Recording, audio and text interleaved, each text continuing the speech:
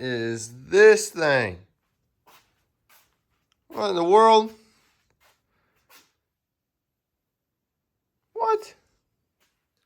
All right, everyone. I know it's been a while since I last video.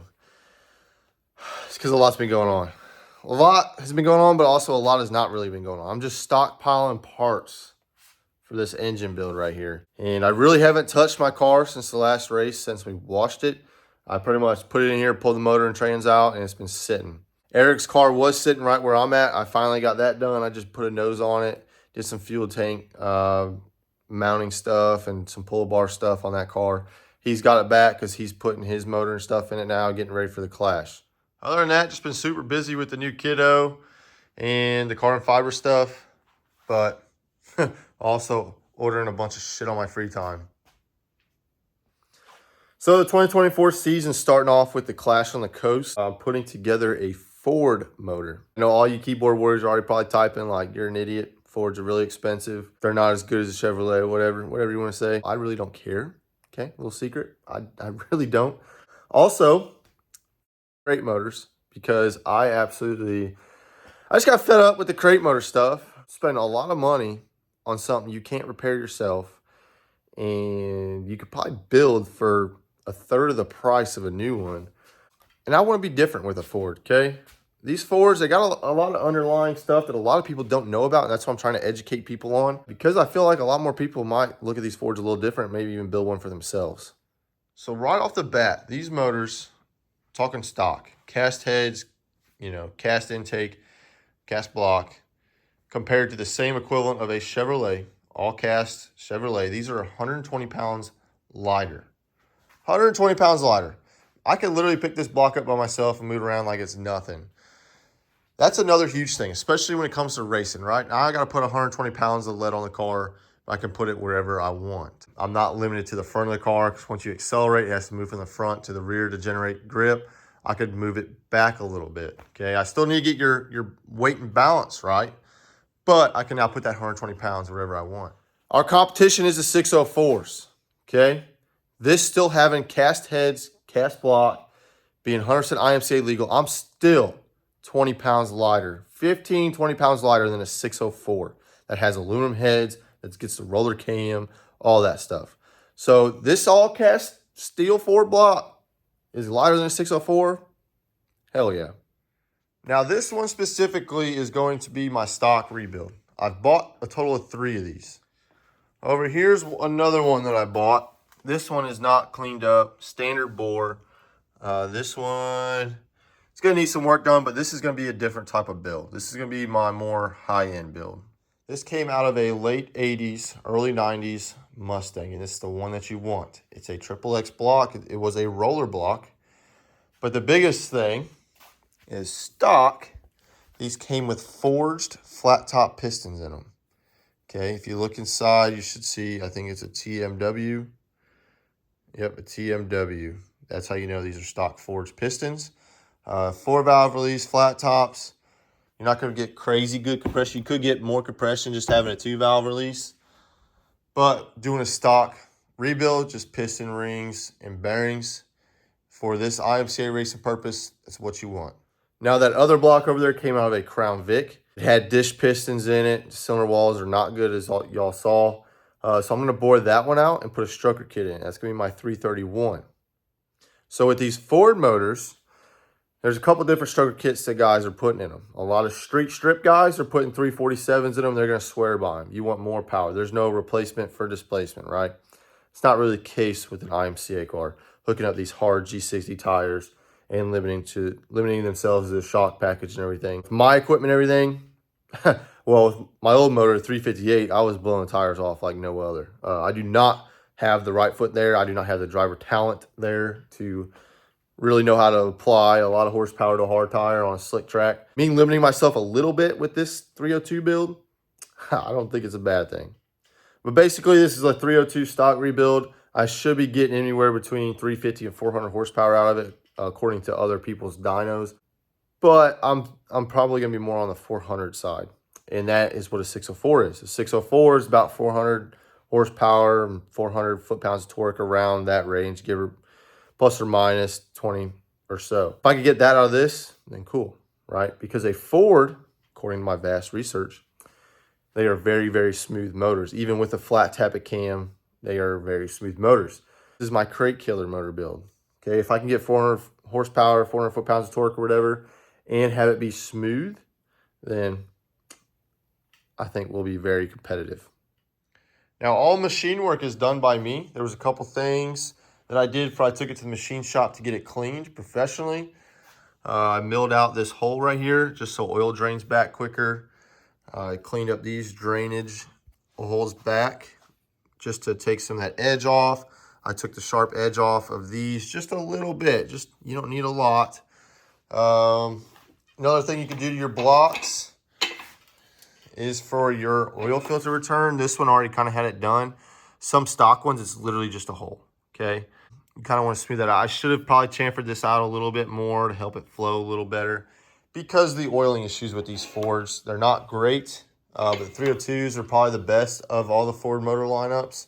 351s are kind of crap with it, and you really have to do this stuff. It's not necessary. It's just me blueprinting this thing.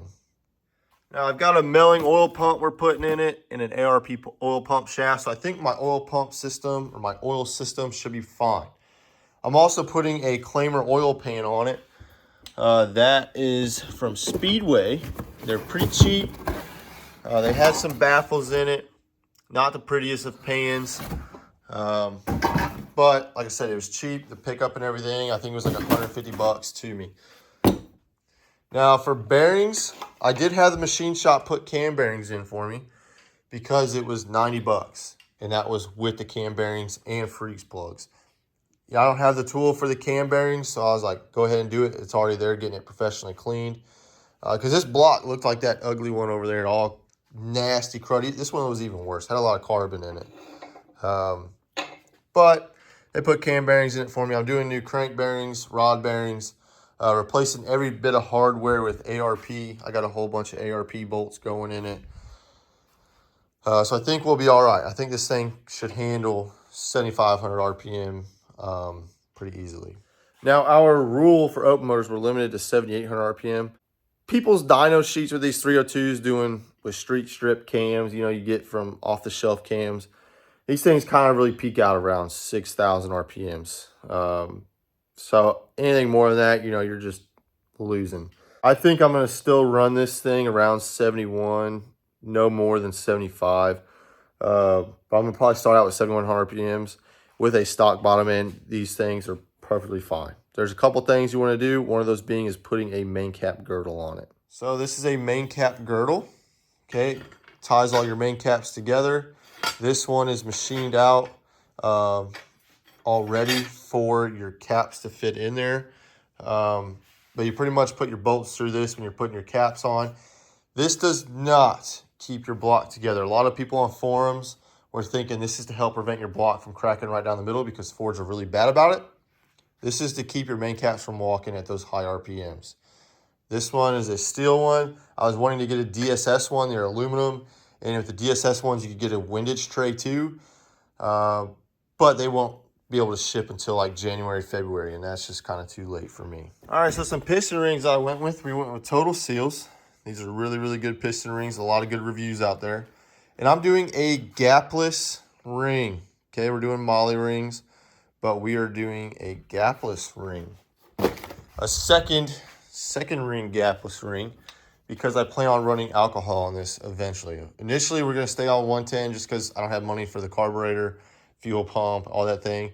But your second ring is going to be gapless. I've never done a gapless ring. I've never built a motor, period. I've only done heads and cams and stuff. But a second gapless ring helps prevent you from washing out your cylinders and getting alcohol in your oil and that kind of thing. It also eliminates blow-by. So with me doing all my own machine work, I decked the block myself with a piece of glass and some wet, dry sandpaper. Then I dingleberry honed it. Now, I know a lot of you guys are probably already typing right now, why the frick did you dingleberry hone it? Just get it machined. Well, I'm trying to save money everywhere I can, okay? One machine shop quoted me $750 to put cam bearings in it and hone it out and clean the block. The shop here in town, it was 90 bucks to clean it. or 75 bucks to clean it and 90 bucks to put the cam bearings in it. I didn't even ask them to hone it out or anything. So I was like, I tore this motor down. I could still see this factory cross hatching in it. I don't know how many miles exactly are on this motor, but it looked really, really good. I didn't see any crazy cylinder wear. So I was like, yeah, I'll just dingleberry hone it myself. Okay, so for dingleberry honing it, you can kind of see the angles I went there. There's really no lip, and that's also why I was comfortable dingleberry honing it myself. I didn't want to bore it out just because I don't want to go 30 over with this one yet. I want to keep this as stock as I can and just kind of see what it does, see what kind of power I get out of a stock rebuild for you guys. Because y'all can learn from my mistakes, right? That's why I'm trying to educate people on this Ford build. You're going to see exactly what I do. I'm not hiding anything. And if I blow this sucker up, well, now you know what not to do. Okay, and I'll tear it down and figure out what went wrong. Like I said, just to share information out there. But anyways, along with some other machine work, I went to another guy. He's got my heads right now. I went with GT40P heads. Got those pretty cheap. And you have to get machine work done to them in order for them to satisfy the IMCA rules. There's really 3 heads that you want for this build. It's either Windsor Juniors or Seniors. Juniors being the #1 head you probably want for a build for a 302 because they have 58cc combustion chambers. They got 194, 160 valves, which 194 isn't bad. You could upgrade them to 202s, but it's really not needed. The Windsor Juniors with that high compression, that's what you're after with a small cubic inch motor. Your GT40s are also going to have a pretty good compression. I think they're like around a 60cc combustion chamber. But the Windsor Seniors, you won't be able to do a stock rebuild like I'm doing. So I originally thought we found some Windsor Juniors, and I was all about it. Cool. I got the best head I could get. But it turns out they're Windsor Seniors, so I'm just kind of sitting on those. I'm going to probably get those for my 331 build. Windsor Seniors, they got 202, 160 valves. You're going to need different pistons to satisfy that valve release. I'm just not ready to sink a bunch of money into this. I'll get those when I build my good motor. But your GT40P heads, once you port and polish them, you can flow really good numbers. Once you port and polish them, you're flowing a little bit better than stock Windsor Seniors with the 202, 160 valves. So I'm going to port and polish them myself. There's a lot of good videos out there on how to do it and how guys are doing it. It just takes a lot of time, about 12 hours to do a set of heads. If you were to go to a machine shop, that's like $1,200, $1,500. It's kind of what other people are saying on some forums. So I'm saving a whole bunch of money. They're doing it myself.